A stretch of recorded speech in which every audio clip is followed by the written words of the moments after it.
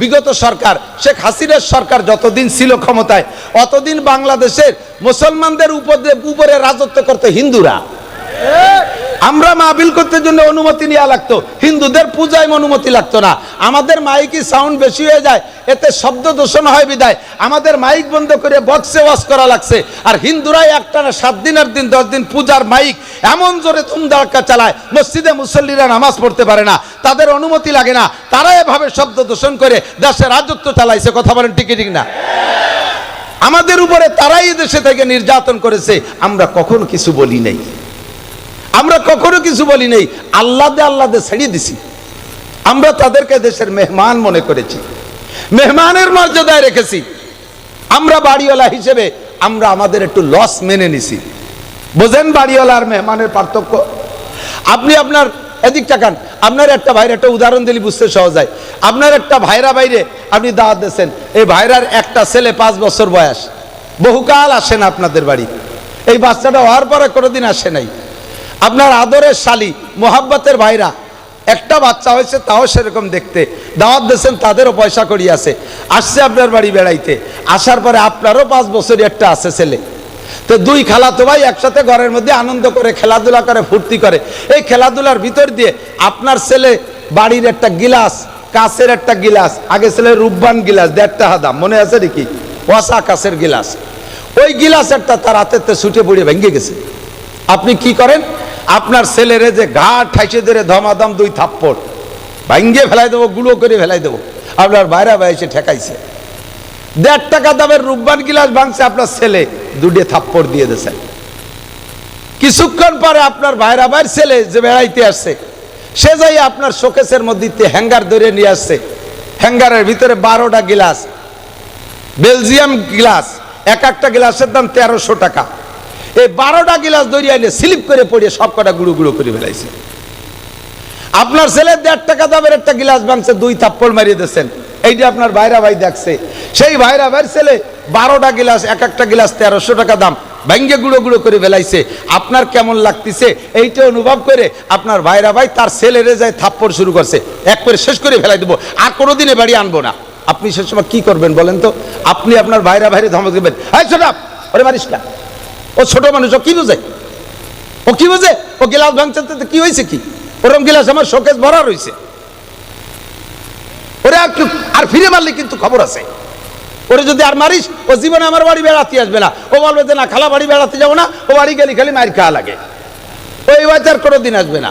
এখন ভাইরা ভাই কি কয়, আমারটা 12টা ভাঙলো, তাতে তুমি মারতে যাও না, তোমারটা দিয়ে 1.5 টাকা দামের একটা ভাঙছে, তারে দিয়ে 2 থাপ্পড় দিলে, ওটা হলো বাড়িওয়ালা আর ওটা হলো মেহমান। ওরে যদি 1.5 টাকা দামের গিলাস ভাঙার পরে থাপ্পড় দূরে না দেয়, ও কয়েকদিন পর আমার শোকেস ভেঙে ফেলাই দেবে, গাজারটা সাথে দিয়ে। আমরা মুসলমান সংখ্যাগরিষ্ঠ, তারা আমাদের কাছে মুসলমানরা সংখ্যালঘু, আমরা তাদেরকে মেহমানের মতো যত্ন করেছি। আমাদের মসজিদ বাংলা সরকার মসজিদ বানায় দেয় নাই, তাদের মন্দির ভাঙলে সরকার তার চাইতে দ্বিগুণ টাকা দিয়ে মন্দির বানায় দিয়েছে। ঠিক কি ঠিক না? আমাদের মাহফিলের অনুমতি চাইছি, দেয় নাই, আর তাদের পূজা পাঠ করতে অনুমতি লাগে না, সব তাদেরকে দিয়ে করাই দিয়েছে। তারা মেহমান, তাদের জন্য এটা আমরা করেছি, এটা আমরা মানবতা দেখাইছি।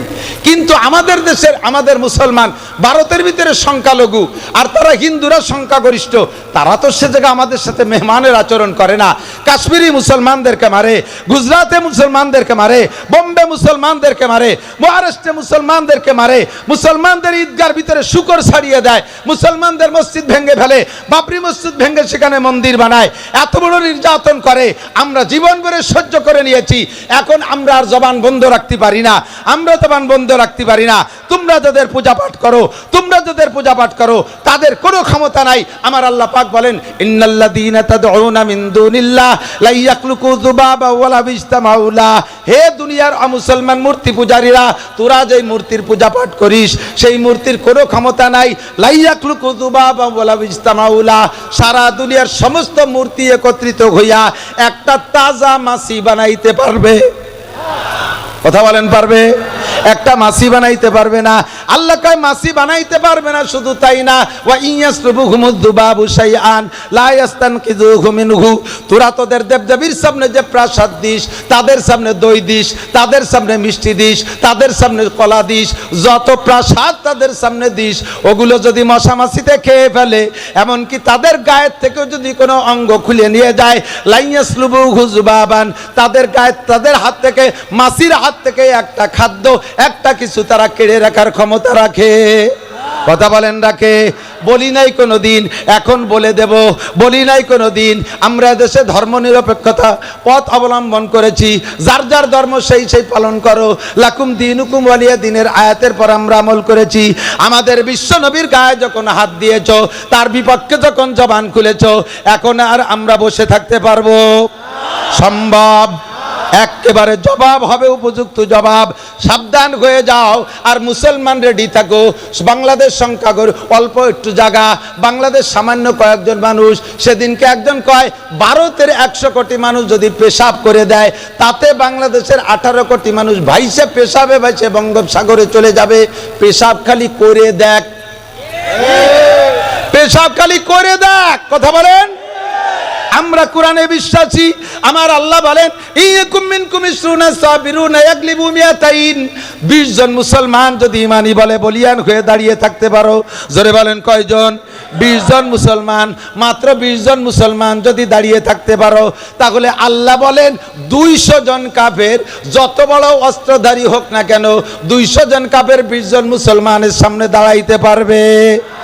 হক নিয়ে যদি লড়া হয়, তাহলে যত শক্তি আসুক, এই হকওয়ালাদের সামনে সমস্ত শক্তি হেরে যেতে বাধ্য। বাস্তব তার চোখের সামনে দেখলাম। আমার এদেশের, আমার এলাকার জনগণ বেশিরভাগ 90% আমলিগ হওয়ার পরও আপনারা কথাটা বুঝে নেন দোস্ত। আল্লাহু আকবার। যুবকরা, ছাত্ররা যেই বিষয়টা নিয়ে আন্দোলনে নামছে, বিষয়টা কিন্তু ন্যায়সঙ্গত ছিল, বৈষম্য বিরোধী। কথা কোন ঠিক না? শুধু মুক্তিযোদ্ধার সন্তানরা চাকরি পাবে, আর এদেশের বাকিরা চাকরি পাবে না। এরা কোঠায় পড়ে না, বিদায় চাকরি পাবে না। এদের এই আন্দোলনটা ছিল হক। এই হক আন্দোলন নিয়ে নামছে। ওদিকে সরকারের সাথে সরকারি ক্ষমতা, তার সাথে সেনাবাহিনী, তার সাথে র্যাব বাহিনী, তার সাথে পুলিশ বাহিনী, তার সাথে বিডিআর বাহিনী, তার সাথে আনসার বাহিনী, তার সাথে যুবলীগ, তার সাথে ছাত্রলীগ, তার সাথে কৃষক লীগ, তার সাথে মূর্খ লীগ, যত আছে সব একসাথে ছিল। মাত্র হক নিয়ে কয়েকজন যুবক মাঠে নামছে, আর এই হকের পক্ষে থাকার কারণে সরকারের এত বড় ক্ষমতা হেরে যেতে বাধ্য হয়েছে। কথা বলুন ঠিক ঠিক না? এটা তো জাগতিক ব্যাপার, এটা তো জাগতিক ব্যাপার।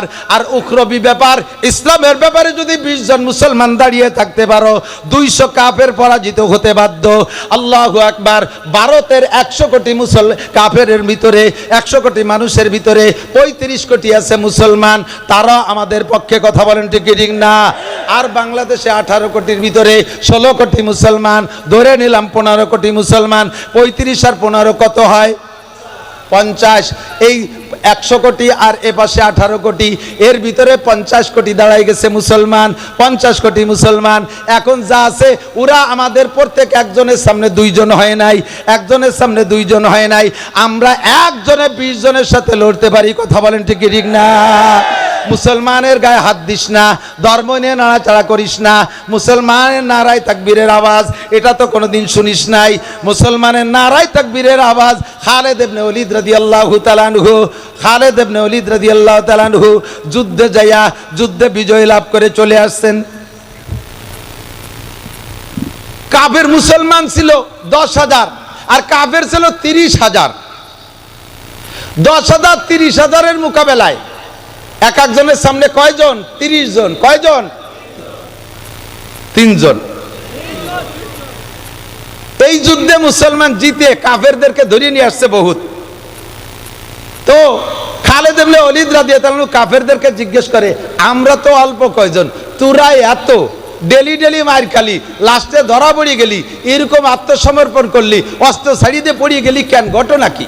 কয় যে হুজুর, আপনারা যখন নারায়ে তাকবীর করে আওয়াজ দেন, তখন আমাদের কাছে মনে হয় আসমান ভাঙ্গে হুড়মুড় করে আমাদের মাথার উপরে পড়তেছে।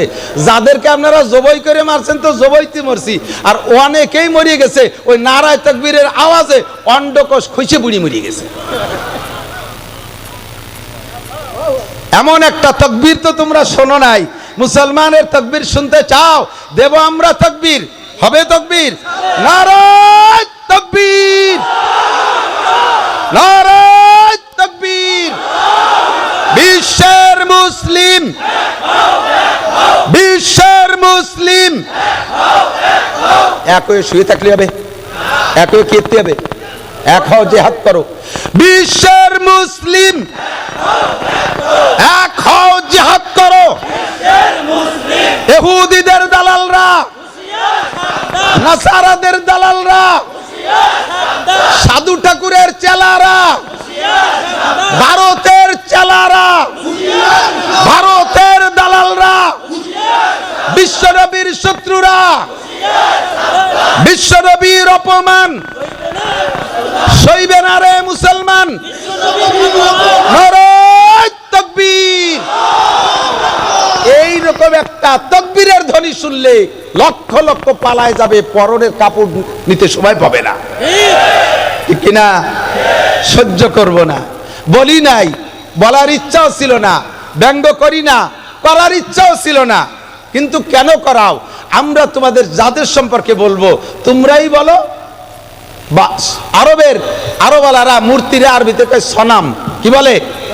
সনাম। এই সনাম পূজারী একজন, অনেক বয়স, 100-র উপরে বয়স, একটানা 80 বছর পর্যন্ত সে তার প্রতিজ্ঞা ছিল, আমি যেখানে যাব সনামকে সাথে রাখবো, সনামরে পূজা করব, সনামের জিকির জপ। আমরা জিকির করি আল্লাহ, বলেন আল্লাহ আল্লাহ আল্লাহু আল্লাহ আল্লাহ আল্লাহ আল্লাহু আল্লাহ আল্লাহ আল্লাহ আল্লাহু আল্লাহ। সমাদ সমাদ, বলেন সমাদ সমাদ সমাদ সমাদ। কার নাম? আল্লাহর নাম। কুল হু আল্লাহু আহাদ, তারপরে আল্লাহু সমাদ, সমাদ আল্লাহর নাম। উন্ডা আরবিতে ওনাদের মূর্তি রেখে সনাম। এই সনাম রে গাড়ে করে চলাফেরা করে সব জায়গায়। এক জায়গায় যাইয়া ওর পেশা পাইছে সনাম রে, সনামের কাছে তো মুনাজাত করে, এটা দাও ওইটা দাও সেটা দাও, সব চাই। লক্ষ্মীর কাছে অর্থ চাই, লক্ষ্মীর পেটের মধ্যে খালি খেয়ার, ও কি সাইডে ভয় সব তৈরি করে। সরস্বতীর কাছে বিদ্যা চাই, সে নিজেও তো জীবনে করে দিল এক লাইন স্কুলই পড়ে নাই, কথা কর না কে? দুর্গার কাছে ক্ষমতা চায়, সে দুর্গার ক্ষমতা কি? রাস্তায় দাঁড়ায় তুলি বেড়া কুত্তো, তার নাক মুখ বেড়ে স্প্রে করে সুজায়, সে কুত্তো খেদানোর ক্ষমতা রাখে না, ঠিক কি ঠিক না? তার কাছে ক্ষমতা চায়, তো ক্ষমতা বাবা কার কাছে? ওই ভদ্রলোক এই সব তাই সনামের কাছে চায়।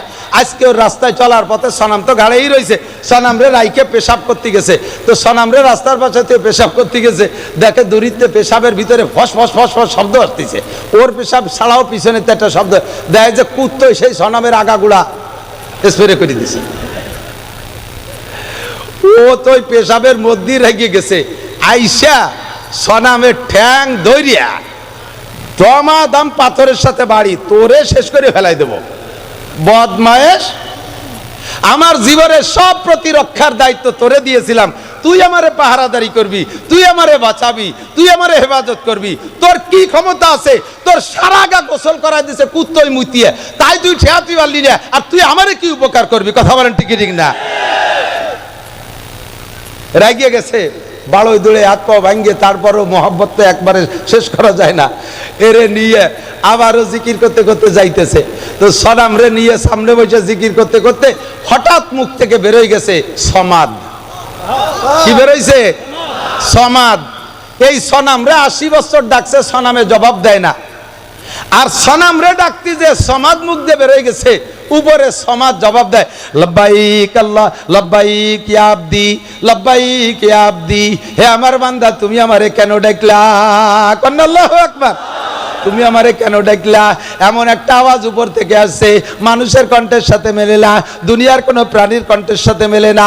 একটা অপরিচিত কণ্ঠ উপর থেকে জবাব আসলো, ইয়া আবদি লিমা দাওতানি। বান্দা, তুমি আরে কি মনে করে ডাকলা? ওর ভিতরে একটা পরিবর্তন এসে গেছে মুহূর্তের ভিতরে। আরে যারে জীবন করে সামনে রাইকা সনাম করে জিকির করলাম 80টা বছর, কোনোদিন আমারে জবাব দিল না, কোনোদিন আমারে জবাব দিল না। আর যারে ডাকি নাই তারে মনেও করে ডাকি নাই, বেসাকটা ভুল করমে জবান থেকে সনাম কইতে যে সমাদ বের হয়ে গেল, আর সেই সমাদ আমার ডাকে সাড়া দিল। কাজেই সনাম আমার কেউ না, সমাদ আমার সব। আল্লাহ আমার রব, বলেন ওই রবই আমার সব। আল্লাহ আমার রব, ওই রবি আমার সব। সমাদ আমার রব, সমাদ আমার সব। ঠিক কি ঠিক না? বলি নাই করে দিন নীরবে পূজা পাঠ করে গেছো। সরকার বাহাদুর তোমাদেরকে সব কিছু বেশি দিয়েছে। আরে আমরা এই গ্যাঞ্জামের ভিতরে, বাংলাদেশের গ্যাঞ্জামের ভিতরে দেখেন উরাই বড় বেকায়দা।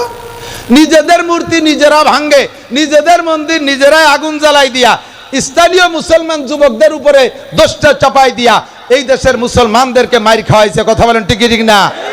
এই কৌশল যাতে ব্যবহার করতে না পারে, আবার একটা গ্যাঞ্জাম না লাগাই দিতে পারে, এই জন্যই এই সরকার পতনের মুহূর্তে মাদ্রাসার ছেলেরা, স্কুল কলেজের ছেলেরা, ধর্মপ্রাণ মুসলমানরা, শাসনতন্ত্রের যুবকরা মন্দির পাহারা দিয়েছে। আপনারা জানেন কি জানেন না? মন্দির পাহারা দিয়েছে। আমরা এত খেদমত তোমাদের করি, আর তোমরা আমার নবীর সম্পর্কে এমন আচরণ করলে, এমন আচরণ করলে। এখনই যদি, আগামীকাল যদি কি বলা হয় সমাবেশ ডাকা হয়, প্রতিবাদ সমাবেশ ডাকা হয়, আপনারা সকলে উপস্থিত হইতে পারবেন তো ইনশাআল্লাহ? যাইতে পারবেন তো ইনশাআল্লাহ? কাজের বাহানা দেবেন, কাজের বাহানা দেবেন। নবী না আসলে আপনি দুনিয়া আসতে পারতেন না, আপনার সব কাজ পড়ে থাকতো, আপনি কিছুই করতে পারতেন না। নবী আসার কারণে আপনার জন্ম হয়েছে। ও দোস্ত, আমার নবীর অপমান এইটা আমরা সইতে পারি।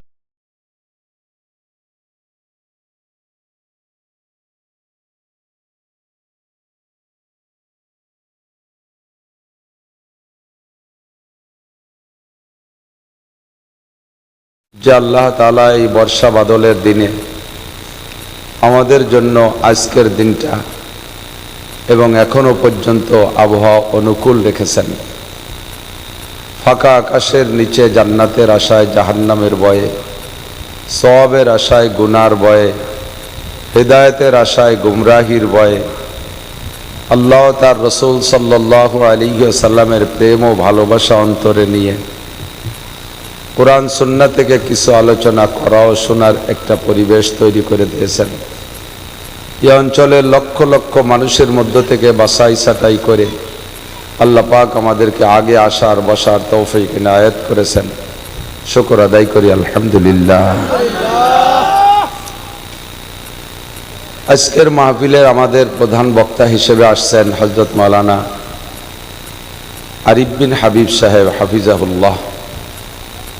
বর্তমান সময়ের সবচাইতে আলোচিত ব্যক্তিত্ব আমাদের কওমি অঙ্গনে। বয়ানও বড় নুরানি রোহানি বয়ান, দালায়েল সহ সহি কোরআন হাদিসের কথা বলেন। আমাদের এখানে নতুন আসতেছেন, আশপাশ থেকে যথেষ্ট লোক আসবে, এই বিশাল মাঠ ভরে যাবে ইনশাআল্লাহ। আমরা শেষ পর্যন্ত নীরবে তার কাছ থেকে হেদায়েতি কথা শুনবো। আল্লাহ আমাদের নসিব করে, সবাই বলেন আমিন। বিগত কয়েক বছরই এখানে আসি।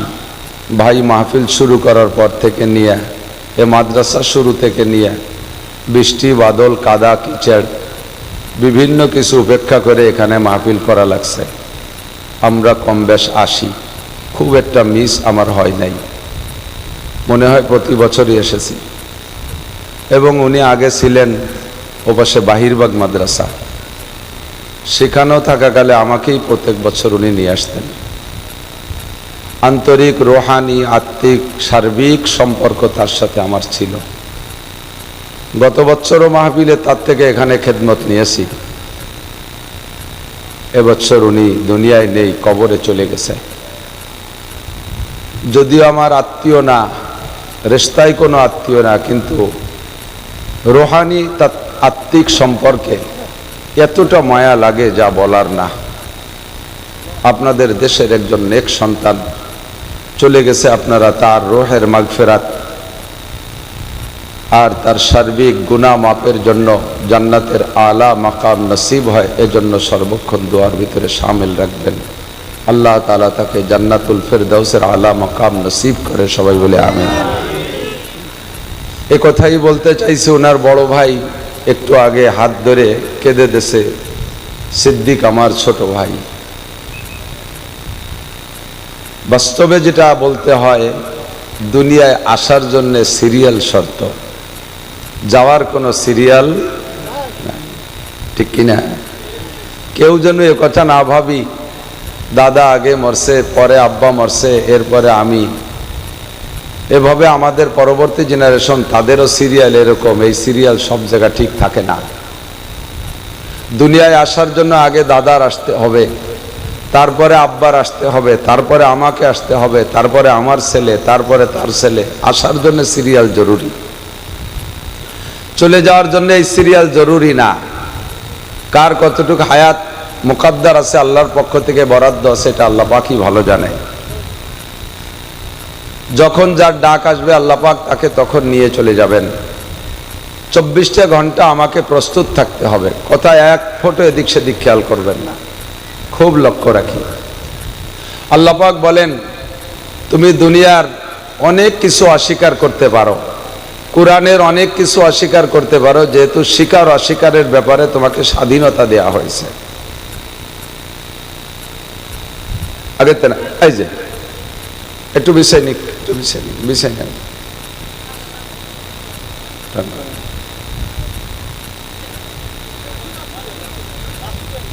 খুলে দেন, আর একটা খুলে দেন, এক মাথা নিয়ে যান খুলে, দুইটা হলে একটা টেনে আলাদা করে ফেলেন, একটা। আচ্ছা, তবু আসেন, সামনে চলে আসেন, আসেন, আগে আসেন, আগে আসেন। বক্তা শ্রোতার ভিতরে দূরত্ব বেশি হয়ে গেলে ফ্যানটা একটু হালকা বাঁকাই দেন আমার থেকে। বক্তা শ্রোতার মাঝে দূরত্ব বেশি হয়ে গেলে কথার অ্যাকশন কমে যায়, কথার জজবা কমে আসে। কারণ আমরা বলে থাকি, আর একটু ঘুরে দিন, আর একটু ঘুরে, আমার গায়ে কম দেন বাতাস, আর একটু ঘুরে দিন।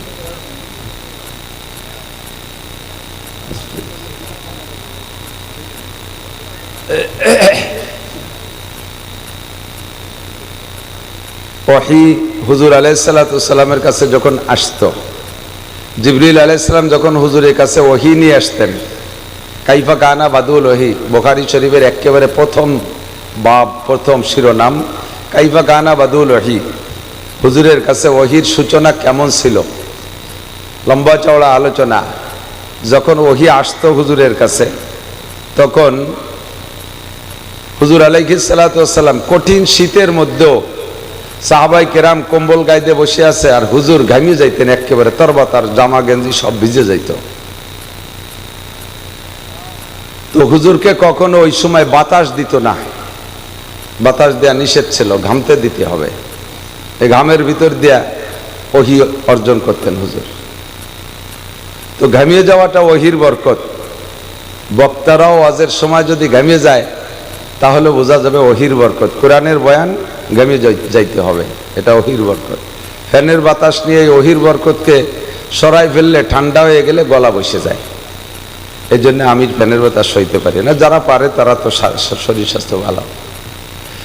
বক্তা শ্রোতার ভিতরে কাছাকাছি হইলে রহমত বেশি হয়। আল্লাহ পাক রব্বুল আলামিন নবী আলাইহিস সালামের কাছে প্রথম যে ওহী পাঠাইছে, গারে হেরায় জাবালে নূরে, হাজী সাহেব যারা গিয়েছেন তারা দেখেছেন। বুড়োকালে হজে গেলে পরে ও জায়গা যাওয়া সম্ভব না, সময় মতো হজে যেতে হবে, শক্তি থাকতে যাইতে হবে। আমি এখন দুর্বল হয়ে যাচ্ছি ধীরে ধীরে। এবছর যাইয়া জাবালে নূরে উঠতে সাহস পাই নেই। আমার ছোট দুই ছেলেকে নিয়ে গেছি, ওরা পেলপেল করে উঠে চলে গেছে। 13 সালে হজে গেছি, মাশাআল্লাহ সে সময় শক্তি সাহস বেশি ছিল। ফজরের নামাজ পড়া মক্কা থেকে বেরোইছি, যাইয়া জাবালে নূরে গারে হেরার মধ্যে ঢুকছি। আমার মনে হয় যেন আমার আগে আর কেউ যায় নেই বলে আমার বিশ্বাস। একসাথে 3 জন গেছি, 3 জনের 2 জন পিছে পড়ে গেছে, আমি আগে উঠে চলে গেছি। আমরা একটু মোটা উঠতে দেরি হয়েছে, আমি পাতলা উঠে চলে গেছি। আমি মনে করছি আমি সবার আগে আসছি। ঢুকে যে দেখি গারে হেরার ভিতরে দেখি 3টে মহিলা বসা। ওরা কোন সময় গেছে আল্লাহ জানে, বোরকা পরা, কান্নাকাটি করতেছে। জায়গাটা এমনই জায়গা, যদি আপনিও যান মনে হবে যেন জিবরাইল আপনার কাছেও আসবে, এমন একটা পরিস্থিতি। এই একতাল ঠিক রাখো। কারেন্টে যেতে এভাবে আপ ডাউন করতেছে, জেনারেটর চালু রাখতে হবে, ও কারেন্টের আশায় বসে থাকা যাবে না। আপনিও যদি গারে হেরার মধ্যে যান তখন আপনার মনে হবে যেন জিবরাইল আপনার সাথে এখানে আসবে, সাক্ষাৎ করবে, এমন একটা হাল তৈরি হয়ে যায়। আল্লাহ পাক আমাদের সকলকে যার তৌফিক দান করেন, বলেন আমিন। যাবেন তো ইনশাআল্লাহ? নিয়ত আছে, সময় থাকতে যাবেন। তো হুজুর আলাইহিস সালাতু ওয়াস সালাম একটানা 40 দিন গারে হেরার মধ্যে বসা। 40তম দিন লাইলাতুল কদর। এই লাইলাতুল কদরে জিবরিল আলাইহিস সালাতু ওয়াস সালাম মানুষের রূপ ধারণ করে আইসা সামনে এসে বসে বলতেছেন, ইয়া মুহাম্মদ ইকরা, মুহাম্মদ পড়েন। হুজুর জবাব দিলেন, মা আনা বিকারি, আমি তো লেখাপড়া জানি না, কি পড়বো, পড়তেই তো পারি না। সুম্মা কালা ইকরা, আবার কয় পড়েন। সুম্মা কালা মা আনা বিকারি, আমি পড়তে পারি না। সুম্মা কালা ইকরা, আবার বললেন পড়েন। আবারও বললেন মা আনা বিকারি, বলছি না, আমি পড়তে পারি না। ফাগাত্তা জিবরাইল মুহাম্মাদান সাল্লাল্লাহু আলাইহি ওয়াসাল্লাম মা সাদরিহি, জিবরিল আলাইহিস সালাম নবী আলাইহিস সালামকে বুকের সাথে লাগাইয়া একটা চাপ দিলেন। তো চাপটা এ পরিমাণ ছিল, জিবরাইলকে তো আল্লাহ তাআলা চাপের একটা মেজারমেন্ট দিয়ে দিয়েছে, এত জোরে চাপ দিবা না যাতে তোমার চাপে মুহাম্মদ সাল্লাল্লাহু আলাইহি ওয়াসাল্লামের সিনের হাড় ভেঙে যায়। আবার হালকা চাপ দিয়ে ছেড়ে দিলেও দুইটা জিনিস একসাথে মিশতে হলে তো পরিমাণ মতো একটা চাপ লাগবে। একটু চাপ দেবা যাতে তোমার ভিতরে যা আছে তা জিবরাইলে তা মুহাম্মদ সাল্লাল্লাহু আলাইহি ওয়াসাল্লামের ভিতরে ঢুকে যায়। পরিমাণ মতো চাপ দিয়ে ছেড়ে দেশে। এবার কাই ইকরা, হুজুর পড়া শুরু করছেন। ইকরা বিসমি রাব্বিকাল্লাযী খালাক, খালাকাল ইনসানা মিন আলাক, ইকরা ওয়া রাব্বুকাল আকরাম। 5টা আয়াত পড়ে ফেলেছে। এই 5টা আয়াতই জিবরাইলের সিনা থেকে হুজুরের সিনায় চলে গেছে। সিনা থেকে সিনার মধ্যে এলেম যায়। কতক্ষণ সিনা থেকে সিনার মধ্যে? তো দুইজনের সিনা তো কাছাকাছি হইতে হবে। একজনের সিনা যদি 20 হাত দূরি হয় আর বলনেওয়ালা সিনা যদি 20 হাত দূরি হয়, তাহলে তো সিনার থেকে সিনায় যায় না। যদি এই কথাটা বর্তমান বা কোনো কালের বিজ্ঞানীরা আর বস্তুবাদীরা স্বীকার করে না যে সিনার থেকে সিনার মধ্যে কি করে যায়, বস্তা বস্তা বই পুস্তক পড়াই, তারপর 10টা 5টা 7টা প্রাইভেট মাস্টার দিয়ে পড়াই, এরপরও ম্যাট্রিক পাস করতে পারে না। আর বুকের সাথে বুক মিশাইলে এই বুকের চেয়ে ওই বুকের মধ্যে এলেম চলে যায়। মৌলবীরা একটা ফাও কথা জীবন ভরে কয়। এটা ফাও কথা না আসল কথা? তোমাদের প্রযুক্তি এর প্রমাণ করে দেয় যে সিনার থেকে সিনার মধ্যে যাইতে পারে। কতক্ষণ? এটা মোবাইল না, এর মধ্যে একটা মেমোরি আছে, মেমোরি কার্ড আছে না নাই? 32 জিবি। এটার মধ্যে আরো বড় জিবি আছে। তো এই 32 জিবি একটা মেমোরি কার্ড ভরা অনেক কিছু, গজল আছে, হামদ আছে, নাত আছে, ওয়াজ আছে, তেলাওয়াত আছে, কোরআন শরীফের কারীদের কেরাত আছে, এর পেট ভরা সব কিছু লোড দিয়ে আছে। এইটা লোড দিছে আজ 5 বছর ধরে মোবাইলটার বয়স, এই 5 বছর পর্যন্ত লোড দিছি। আর একটা মোবাইলের মধ্যে নিতে কি 5 বছর লাগবে? অল্পক্ষণের মধ্যে নেওয়া যায় কি না? ব্লুটুথ কানেকশন দিয়ে 2টা মোবাইল সিনের সাথে সিনে মিশে এক জায়গায় শোয়াই তুলি, অল্পক্ষণের মধ্যে এর পেটে যা আছে সব ওর পেটে চলে যায়, যায় কি না? তো তুমি মানুষ, তোমার একটুক একটা মাথা, বিলের মাথার মতো মাথা, ওর মধ্যে ফটাখানিক গিলু, তাই দিয়ে যদি এমন আবিষ্কার করতে পারো যে একটা জড় পদার্থ মোবাইল, এর সিনার মধ্যে যা আছে তাই যদি আর একটা মোবাইলের সিনার মধ্যে ব্লুটুথ কানেকশন দিয়ে সিনার সাথে সিনা মিশাই তুলি যদি ঢুকে যায়, তাহলে আল্লাহ পাক রব্বুল আলামিনের কুদরতে কামেলা জিবরাইলের সিনার থেকে রাসূলুল্লাহ সাল্লাল্লাহু আলাইহি ওয়াসাল্লামের সিনার মধ্যে, পীর সাহেবের সিনার থেকে মুরিদের সিনার মধ্যে, বক্তার সিনা থেকে শ্রোতার সিনার মধ্যে, উস্তাদের সিনার থেকে ছাত্রের সিনার মধ্যে যাইতে পারে কি পারে না? ফামা জওয়াবুকুম ফাহুয়া জওয়াবুনা, যে জবাব তোমরা দিবা ওই জায়গা, ওই জবাবে আমাদের জবাব। আমি মাঝে মাঝে বলে থাকি, আমাদের বলা অনেক কিছু নিয়ে তারা ব্যঙ্গ করে, ঠাট্টা করে, সব কিছু তাদের আবিষ্কারের মধ্যে জবাব আছে। কতক্ষণ? যেমন ধরে নেন, আমরা বলি কারি সিদ্দিকুল ইসলাম সাহেবের কবরের কাছে গিয়ে অথবা এই জায়গায় বসে আমরা 3 বার কুলুসুরো পড়বো, সকলে একবারও যদি পড়ি, 3 বারই জরুরি না, একবার পড়লে 10 পারা কোরআন শরীফ সব চলে যাবে। বলেন না সুবহানাল্লাহ? আমরা হুজুরের নিয়ত করে মোনাজাত করা লাগবে না, একবার পড়ে ফেলি। তাহলে এখানে কত মানুষ আছে? হাজার খানিক মানুষ আছেন। তাহলে 900 যদি হয় তাহলে 300 খতম কোরআন শরীফের সওয়াব চলে যাবে। পড়েন সবাই একবার, বিসমিল্লাহির রহমানির রহিম। কুল হুয়াল্লাহু আহাদ আল্লাহুস সামাদ লাম ইয়ালিদ ওয়া লাম ইউলাদ ওয়া লাম ইয়াকুল লাহু কুফুয়ান আহাদ। আল্লাহর কসম 10 পারা কোরআন শরীফ পড়ার নেকি পেয়েছি, আর আমরা নিয়ত করছি কারি সাহেব হুজুরের রূহের জন্য। ঠিক আছে না? নিয়ত করছি না? আর উনি জায়গায় বসে পেয়ে গেছে, কবরে শুয়ে পেয়ে গেছে। ওনার কবর তো সম্পূর্ণ একেবারে টাইট করা, দরজা জালনা কিচ্ছু নেই, ফুটো ভাগ নাই। তা ঢোকলো কোন জায়গায় দিয়ে? নেকি ঢোকে কোন ভাগ দিয়ে? তো বলবো তোমারও যে ভাগ দিয়ে ঢোকে ও জায়গা সেই ভাগ দিয়ে ঢোকে। চট্টগ্রামের থেকে মোবাইলে বিকাশে টাকা পাঠালে এই মোবাইলই ঢোকে ঢোকে ঢোকে। বিদেশের থেকে পাঠাইলেও ঢোকে, ইদানিং আমেরিকার থেকে পাঠাইলেও ঢোকে, জাপানের থেকে পাঠাইলেও ঢোকে। এই মোবাইলের মধ্যে টাকা ঢোকে কোন ভাগ দিয়ে? কয় যে বাঁচতে ফুটো ফুটো আছে। তো ডোয়ার সময় কি দেখছো টাকা ঢুকলো? এ টাকা যদি আকাশ দিয়ে উড়িয়ে এসে ঢুকতো তাহলে এক মোবাইলে ঢুকতো না, পথে জাল পাইতে মানুষ বসে থাকতো, পথের চাই রেখে দিত। কথা কর না? তো তোমার একটুক একটা মাথার একটুক গিলু দিয়ে যদি এমন আবিষ্কার করতে পারো যে ওই আমেরিকার থেকে টাকা পাঠাইলে তোমার মোবাইলের মধ্যে ঢোকে, ঢুকতে সময় দেখিলে আবার ঢোকা হয়ে যায়, বেরোনোর সময় বেরোনো যায়, তোমার আবিষ্কার যদি এরকম হয়, আমার আল্লাহ পাক রব্বুল আলামিনের কুদরত এর চাইতে লক্ষ কোটি গুণ পাওয়ারওয়ালা। আমরা বিশ্বের যেখানে বসে সূরা ইখলাস পড়বো, আব্বার কবরে চলে যেতে পারে, কারি সাহেবের কবরে যেতে পারে, আরেকজনের কবরে যেতে পারে, পারে কি পারে না? এই জন্য আমরা বক্তা শ্রোতা কথা বলার জন্য আমরা তৃপ্তি একটু কাছে কাছে আসলে এখন ভালো লাগবে ইনশাল্লাহ, সব বক্তাই খুশি হবে। আল্লাহ পাক বক্তাদের জবান থেকে জরুরি মূল্যবান কথা বের করে দিক, সবাই বলে আমিন। আপনি অস্বীকার করতে পারেন, আমি যে কথা বলতেছিলাম, অস্বীকারের স্বাধীনতা আছে, স্বীকারেরও স্বাধীনতা আছে। ফামান শাআ ফালইউমিন ওয়া মান শাআ ফালইয়াকফুর। যার মনে চায় মানো। কে বলেছে? একটু বলেন, কে বলেছে? মুখ দিয়ে একবার বলেন না, কে বলছে? 4000 নেকি পেয়ে গেছেন। এই জায়গাটা নেকির কারখানা, যদিও পোল্ট্রির গন্ধ আসতেছে তবুও নেকির কারখানা। একদিনের জন্য তো আর ফার্ম বন্ধ করে দেওয়া যায় না, একটু কষ্ট করে ধৈর্যের সাথে বসতে হবে। লোক আসবে প্রচুর, এইরকম একটা মাঠ ছাড়া তো আরিফ বিন হাবিবের মাঠ হয় না। আল্লাহ একবার আল্লাহ বললে কয়টা নাকি ভুলে গেছে, একটু সবক দেন না। কয় নাকি? 4000 নাকি, আরো বেশি দিতে পারে আল্লাহ।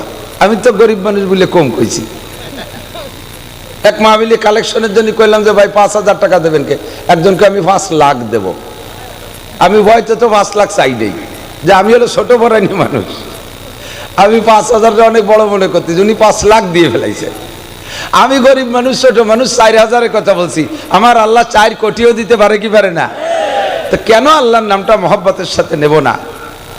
আল্লাহ পাক রব্বুল আলামিন স্বাধীনতা দিয়েছে, তুমি আমাকে মানলেও মানতে পারো, না মানলেও না মানতে পারো। আমারে বিশ্বাস করলেও করতে পারো, না করলেও না করতে পারো।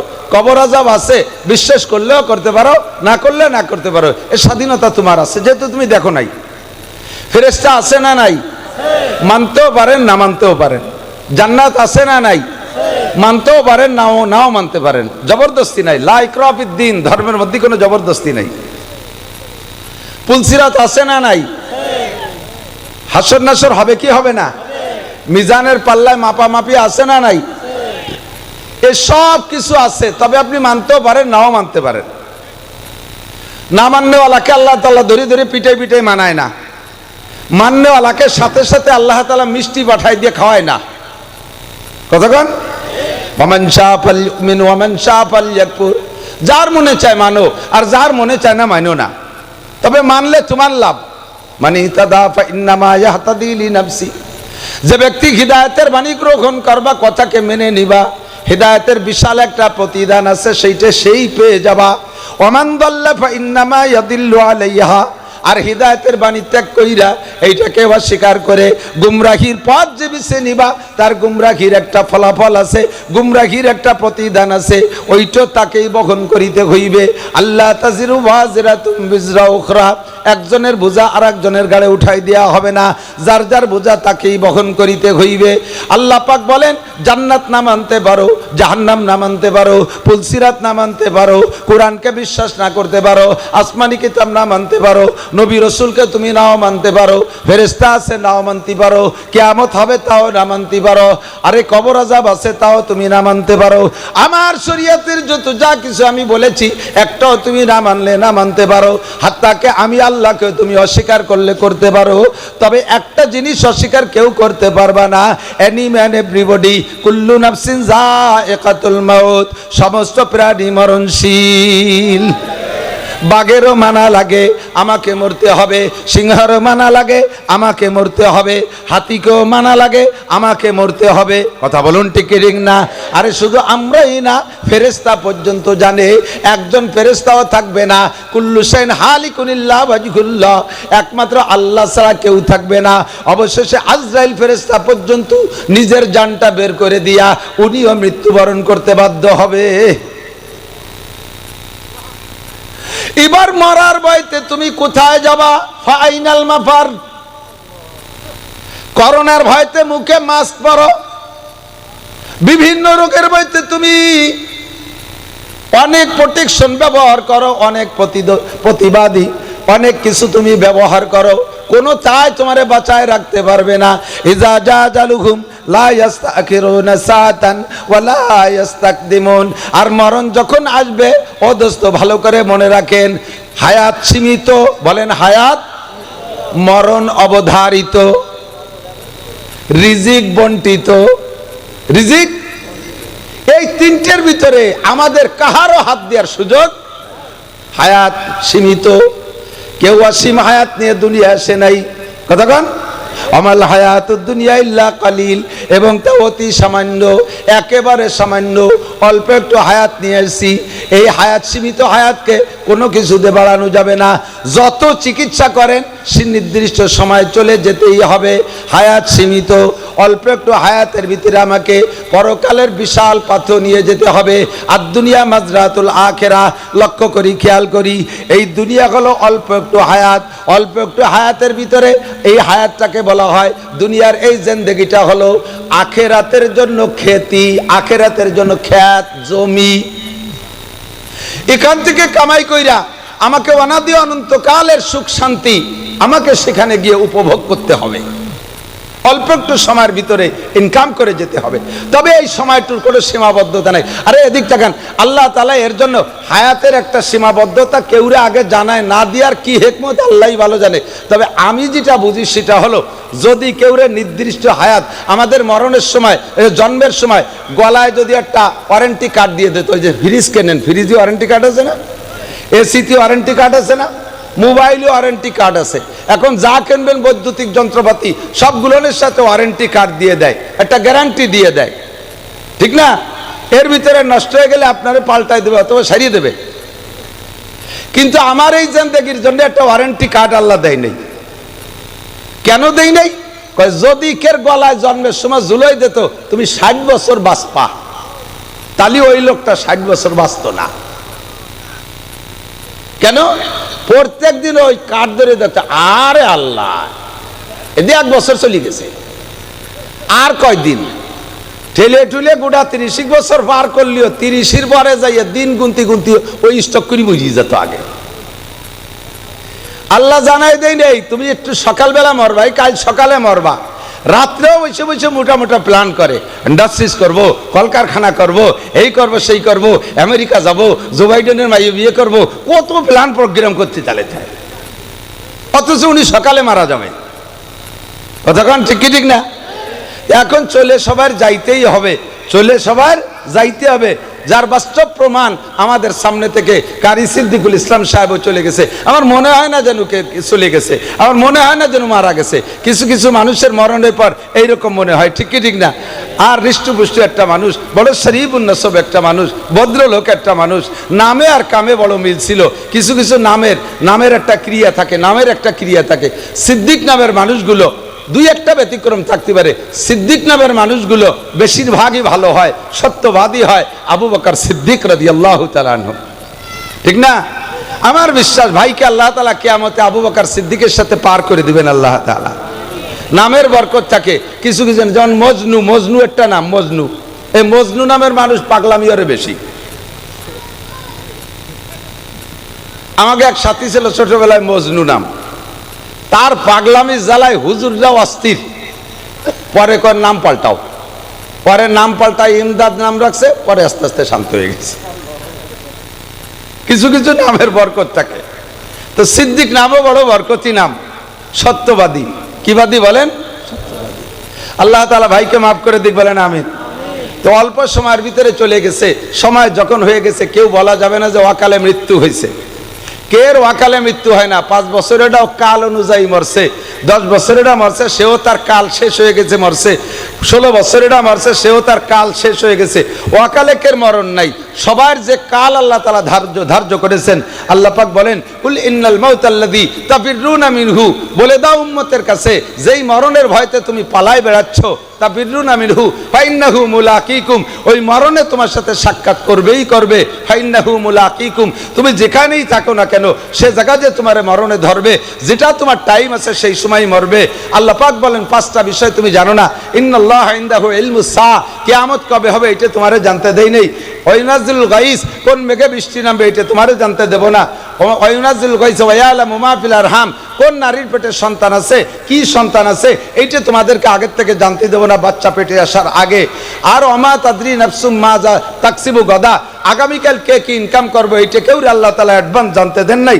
ওমা তাদরি নাফসুম বিআইয়ি আরদিন তামুত, কে কোন জায়গা যে মারা যাব এইটা কেউ আল্লাহ তাআলা জানতে দেয় নাই। কে কখন মারা যাবে, যার যেখানে মরণ আছে তাকে সেখানে যেতেই, আমি আপনিও মারা যাব। সংক্ষিপ্ত কথা হলো, সময় আমার কম, আজকে এখানের দাওয়াত রাখতে চাইনি। তারপরও কারি সাহেবের কথা শুনে আমি সব ঝামেলা বাদ দিয়ে অল্প একটু সময় এখানে ওনার ইসালে সোয়াবের জন্য, ওনার জন্য দোয়া করার জন্য আসছি। সুপরামর্শ একটা হলো, আল্লাহ নবী বলেন, উজকুরু মাহাসিনা মাউতাকুম, খুব খেয়াল করব, তোমাদের ভিতরে যারা মারা যায় তাদের ভালো গুণগুলো আলোচনা করবা, তাদের গুণগুলো আলোচনা করবা। তাতে লাভ কি? পরিষ্কার হাদিসে আছে, হুজুর একদিন এক জানাজার পাশে দাঁড়ায় বলেন, যদি তোমরা কোনো মৃত্যু ব্যক্তি সম্পর্কে 40 জন মানুষের সাক্ষী দাও যে লোকটা ভালো ছিল, তাহলে আল্লাহ পাক তাকে ভালো বিবেচনা করে মাফ করে দিবেন।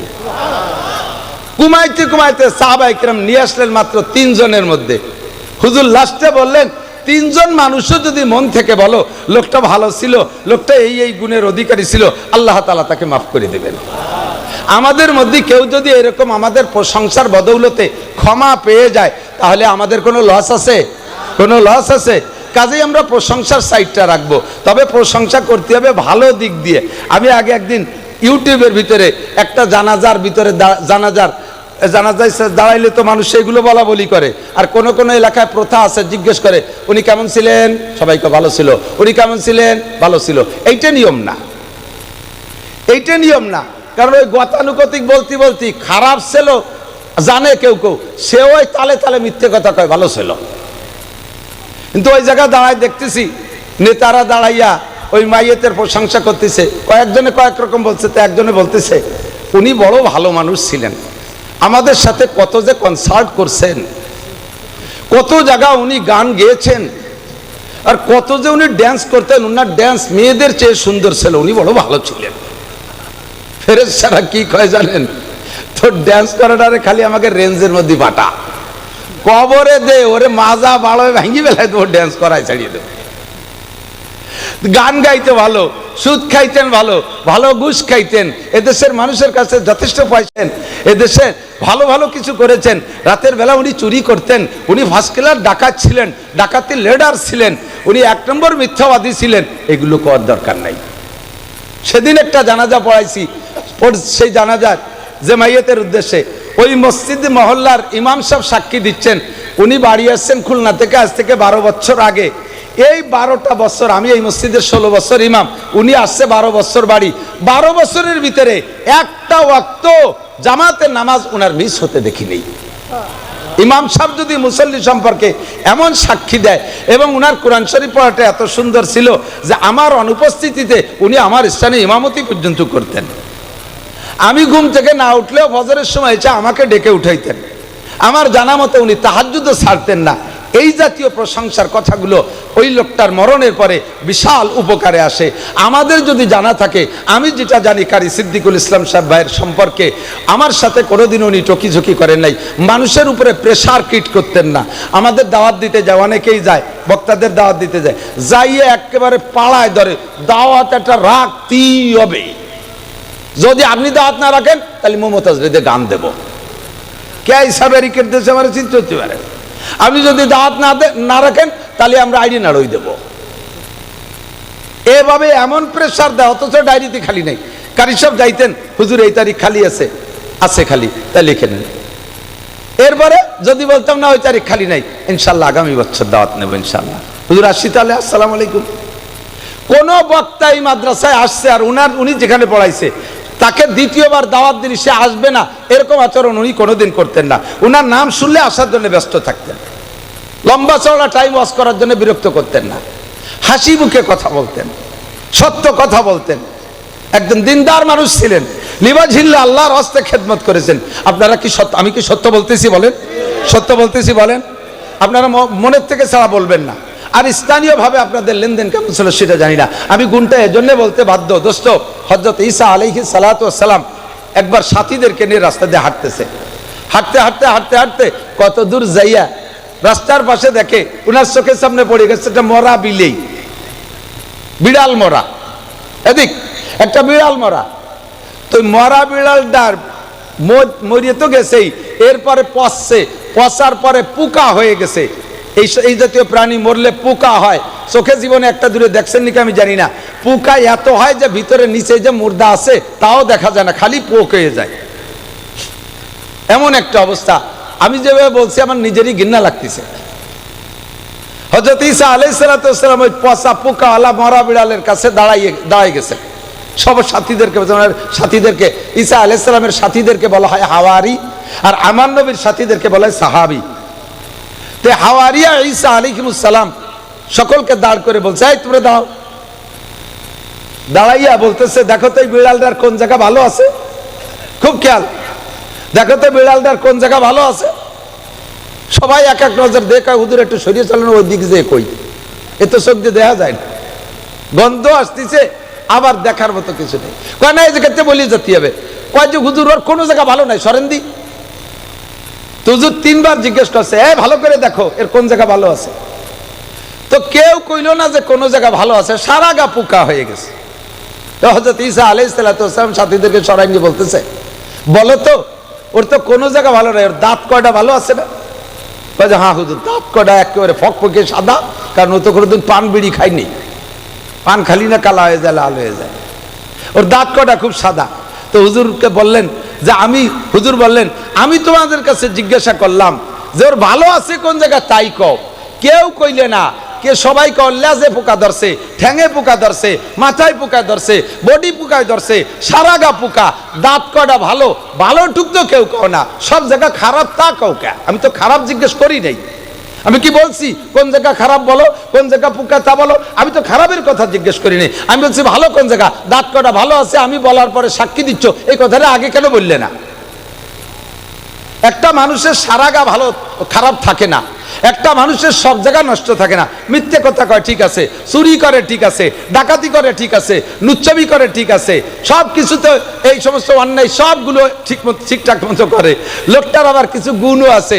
আল্লাহর নামে করে কেউ খারাপ আচরণ করলে, আল্লাহর নবীর সামনে গুস্তাখি করলে, ওই চুরি ডাকাতি যাই করুক না কেন, ও জীবন বাজি রেখে লাফিয়ে পড়ে। আল্লাহ রসুলের সামনে কোনো গুস্তাখি সহ্য করতে পারে না। কথা বলেন আছে না নাই? এরকম আছে না নাই? ও আমার যুবক ভাইরা, নামাজ পড়ো না, রোজা রাখো না, দাড়ি কাটো, দাঁড়ায় মতো, খালায় খাও, আইটি আইটি পায়খানা করো, মদ খাও, গাঁজা খাও, ইয়াবা খাও, পেনসিডিল খাও, জিনা করো, ব্যভিচার করো, চুরি করো, ডাকাতি করো, যেই যা করো না কেন, ভারতের হিন্দু, ভারতের পুরোহিত বদমাইশ আমার নবীর মূর্তি বানাইয়া, আমার নবীর নামে মূর্তি বানাইয়া মূর্তির নাকটা ভেঙে দিয়ে কয় মুহাম্মাদের নাক ভাঙলাম। তোমরা মুসলমান সহ্য করতে পারবে? কখনো সহ্য করা সম্ভব?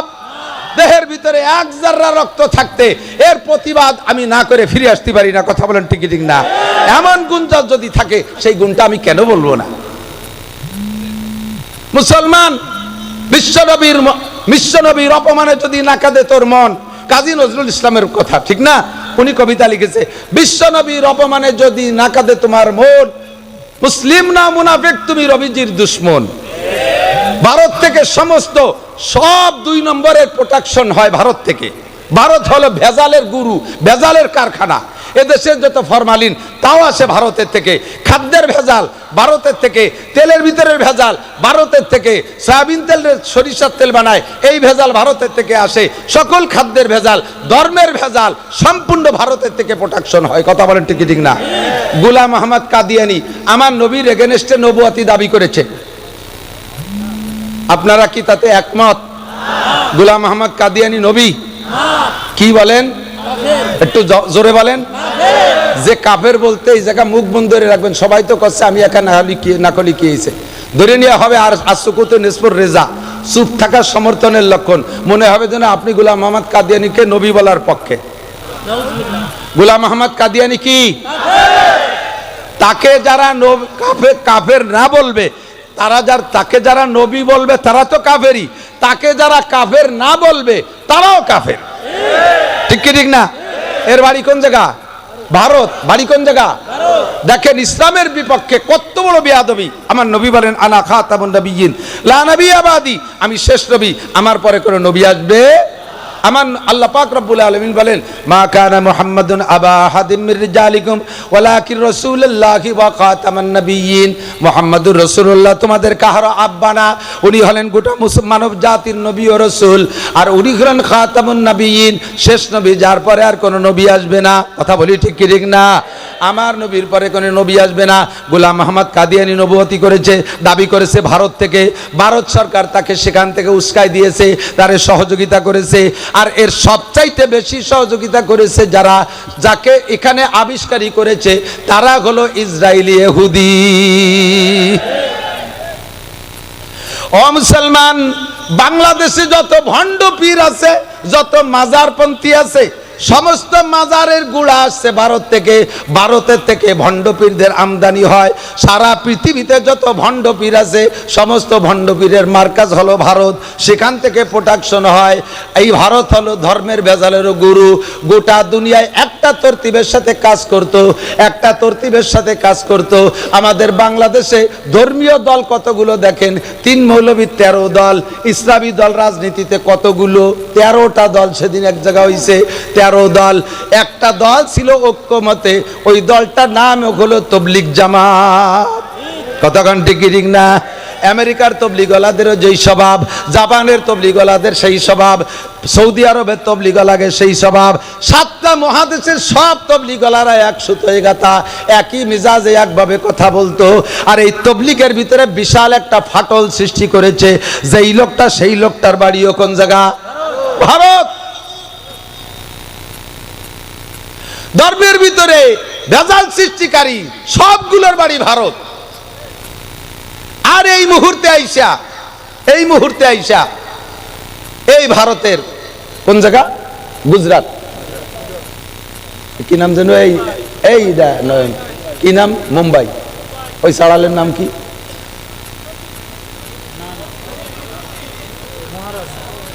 কি মহারাজ যেন নাম। আমরা এদিক তাকান, আমরা এই জায়গায় কত বয়ান করছি। এ গ্রামে গ্রামে মহল্লায় মহল্লায় মাহফিল হয়। কোন মাহফিলে কোন হিন্দুদের কটাক্ষ করে আমরা কথা বলি? তাদের মন্দির মূর্তি সম্পর্কে আমরা কোনো খারাপ মুক্তি করি? এত বড় মুহূর্তে দেখেন এই মাননীয় কি বলা হয়, বিগত সরকার শেখ হাসিনার সরকার যতদিন ছিল ক্ষমতায়, অতদিন বাংলাদেশের মুসলমানদের উপরে রাজত্ব করতে হিন্দুরা। আমরা মাহফিল করতে জন্য অনুমতি নেওয়া লাগতো, হিন্দুদের পূজায় অনুমতি লাগতো না। আমাদের মাইকি সাউন্ড বেশি হয়ে যায়, এতে শব্দ দূষণ হয় বিদায় আমাদের মাইক বন্ধ করে বক্সে ওয়াজ করা লাগছে। আর হিন্দুরাই একটানা 7 দিনের দিন 10 দিন পূজার মাইক এমন জোরে ধুমধাক্কা চালায়, মসজিদে মুসল্লিরা নামাজ পড়তে পারে না, তাদের অনুমতি লাগে না, তারা এভাবে শব্দ দূষণ করে দেশে রাজত্ব চালাইছে। কথা বলেন ঠিক ঠিক না? আমাদের উপরে তারাই দেশে থেকে নির্যাতন করেছে, আমরা কখনো কিছু বলি নাই, আমরা কখনো কিছু বলি নাই। আল্লাহ দে ছেড়ে দিছি। আমরা তাদেরকে দেশের মেহমান মনে করেছি, মেহমানের মর্যাদায় রেখেছি। আমরা বাড়িওয়ালা হিসেবে আমরা আমাদের একটু লস মেনে নিছি। বোঝেন বাড়িওয়ালা আর মেহমানের পার্থক্য? আপনি আপনার এদিক টাকান, আপনার একটা ভাইয়ের একটা উদাহরণ দিলে বুঝতে সহজ হয়। আপনার একটা ভাইরা বাইরে আপনি দাওয়াত দিয়েছেন, এই ভাইরার একটা ছেলে 5 বছর বয়স, বহুকাল আসে না আপনাদের বাড়ি, এই বাচ্চাটা হওয়ার পরে কোনোদিন আসে নাই। আপনার আদরের শালি মোহাব্বতের ভাইরা একটা বাচ্চা হয়েছে, তাও সেরকম দেখতে, দাওয়াত দিয়েছেন, তাদেরও পয়সা করি আছে, আসছে আপনার বাড়ি বেড়াইতে। আসার পরে আপনারও 5 বছরই একটা আছে ছেলে, তো 2 খালাতো ভাই একসাথে ঘরের মধ্যে আনন্দ করে খেলাধুলা করে ফুর্তি করে। এই খেলাধুলার ভিতর দিয়ে আপনার ছেলে বাড়ির একটা গিলাস, কাঁচের একটা গিলাস, আগে ছেলে রূপবান গিলাস 1.5 টাকা দাম, মনে আছে নাকি? ওয়াসা কাঁচের গিলাস, ওই গিলাস একটা তার হাতেতে ছুটে পড়ে ভেঙে গেছে। আপনি কি করেন? আপনার ছেলেরে যে ঘাট ঠাইসে ধরে ধমাধম 2 থাপ্পড় ভাঙ্গে ফেলাই দেবো, গুঁড়ো করে ফেলাই দেবো। আপনার বাইরে বাইসে ঠেকাইছে, 1.5 টাকা দামের রূপবান গিলাস ভাঙছে, আপনার ছেলে 2 থাপ্পড় দিয়ে দিয়েছে। কিছুক্ষণ পরে আপনার ভাইরা ভাইয়ের ছেলে যে বেড়াইতে আসছে, সে যাই আপনার শোকেসের মধ্যে হ্যাঙ্গার ধরে নিয়ে আসছে, হ্যাঙ্গারের ভিতরে 12টা গিলাস, বেলজিয়াম গিলাস, এক একটা গ্লাসের দাম 1300 টাকা। এই 12টা গিলাস দৌড়িয়ে আইলে স্লিপ করে পড়িয়ে সব কটা গুঁড়ো গুঁড়ো করে ফেলাইছে। আপনার ছেলে 1.5 টাকা দামের একটা গিলাস ভাঙছে, 2 থাপ্পড় মারিয়ে দিয়েছেন। এইটা আপনার ভাইরা ভাই দেখছে, সেই ভাইরা ভাইয়ের ছেলে 12টা গিলাস, এক একটা গিলাস 1300 টাকা দাম, ভাঙ্গে গুঁড়ো গুঁড়ো করে ফেলাইছে। আপনার কেমন লাগতেছে এইটা অনুভব করে আপনার ভাইরা ভাই তার ছেলেরে যায় থাপ্পড় শুরু করছে, এক করে শেষ করে ফেলাই দেবো, আর কোনোদিনে বাড়ি আনবো না। আপনি সে সময় কি করবেন বলেন তো? আপনি আপনার ভাইরা ভাইরে ধমক দেবেন, এই ছোট ওরে মারিস না, ও ছোট মানুষ, ও কি বোঝে, ও কি বোঝে, ও গিলাস ভাঙছে কি হয়েছে, কি ওরম গিলাস আমার শোকেস ভরা রয়েছে, ওরে আর ফিরে মারলে কিন্তু খবর আছে, ওরে যদি আর মারিস ও জীবনে আমার বাড়ি বেড়াতে আসবে না। ও বলবে যে না, খালা বাড়ি বেড়াতে যাবো না, ও বাড়ি গেলে খালি মার খাওয়া লাগে, ওই বাচ্চা আর কোনোদিন আসবে না। এখন ভাইরা ভাই কি কয়, যে আমারটা 12টা ভাঙলো, তাতে তুমি মারতে যাও না, তোমারটা দিয়ে 1.5 টাকা দামের একটা ভাঙছে, তারে দিয়ে 2 থাপ্পড় দিলে, ওটা হলো বাড়িওয়ালা আর ওটা হলো মেহমান। ওরে যদি 1.5 টাকা দামের গিলাস ভাঙার পরে থাপ্পড় দূরে না দেয়, ও কয়েকদিন পর আমার শোকেস ভেঙে ফেলাই দেবে, গাজারটা আসাতি দেয়। একটু ইন্নালিল্লাহ পড়ি, ইন্নালিল্লাহি ওয়া ইন্না ইলাইহি রাজিউন। আমি এই জন্য বলছি যে তোমরা এই কোরা বাদ দাও, এই কারেন্টের উপর নির্ভর করো না, একটানা জেনারেটর চালায় রাখতে হবে।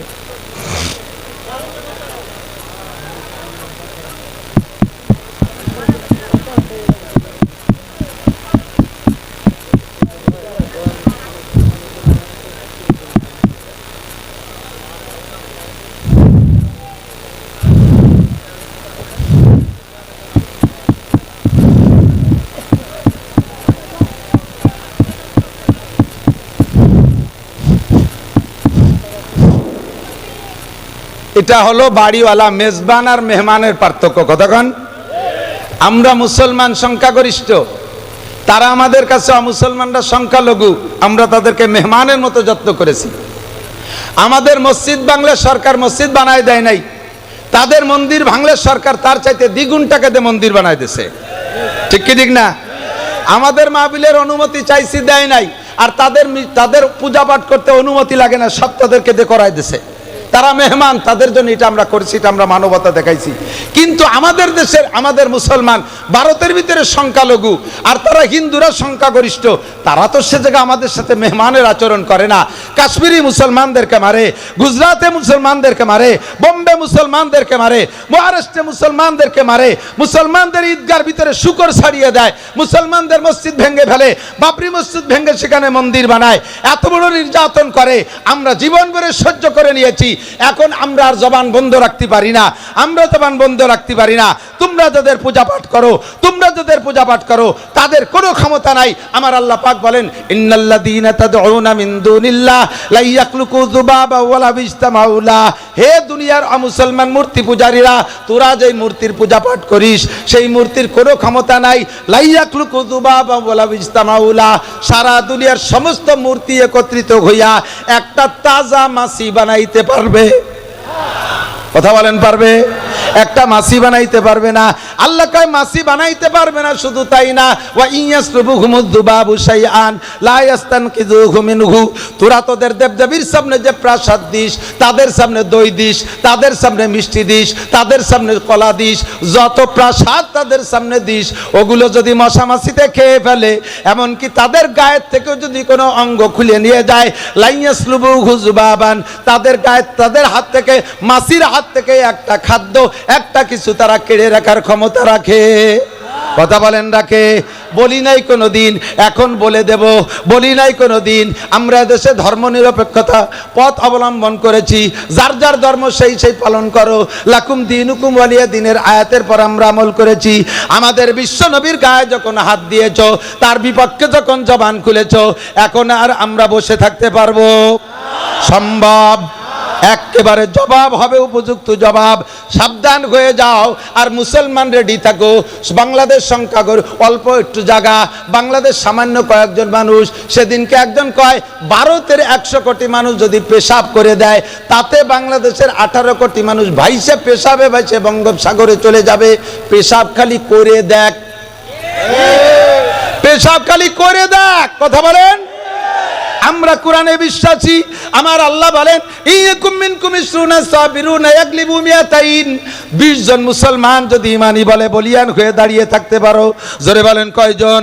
20 জন মুসলমান, মাত্র 20 জন মুসলমান যদি দাঁড়িয়ে থাকতে পারো, তাহলে আল্লাহ বলেন 200 জন কাফের যত বড় অস্ত্রধারী হোক না কেন, 200 জন কাফের 20 জন মুসলমানের সামনে দাঁড়াইতে পারবে? হক নিয়ে যদি লড়া হয়, তাহলে যত শক্তি আসুক, এই হকওয়ালাদের সামনে সমস্ত শক্তি হেরে যেতে বাধ্য। বাস্তব তার চোখের সামনে দেখলাম। আমার এদেশের, আমার এলাকার জনগণ বেশিরভাগ 90% আমলিগ হওয়ার পরও আপনারা কথাটা বুঝে নেন দোস্ত।